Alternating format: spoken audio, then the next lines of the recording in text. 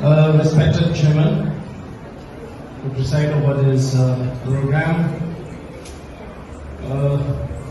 with due respect to Dr. Ardent, Member of Parliament, who is also the President of BCK, and all the distinguished guests on the dais, and my fellow countrymen. At the outset, I would like to express my sincere thanks to the organizers of this conference for associating me with this conference. I would also like to congratulate the organizers for having the courage to organize this conference on these 5 topics. So I would like to bring greetings from the members and leaders of my party, the Voice of the People Party, and also from the people of my state, Meghalaya. I would like to begin my speech with a reminder that we live in a free country and that each one of us is free as human being. I would also like to mention that the actual beauty of India lies in its diverse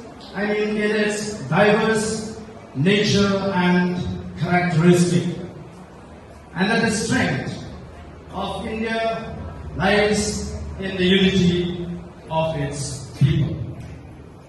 India is proudly known as the largest democracy in the world.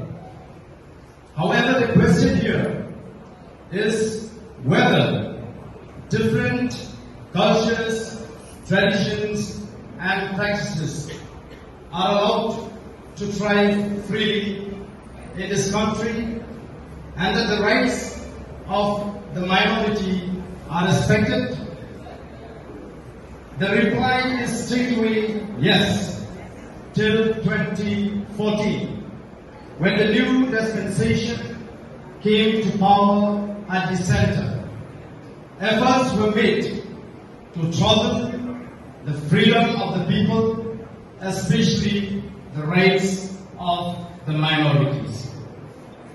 We should not forget that the Constitution of India was adopted in the name of the people of India. It was reflected in the preamble of the Constitution of India, which says that we, the people of India, having solemnly resolved to constitute India into a sovereign, socialist, secular,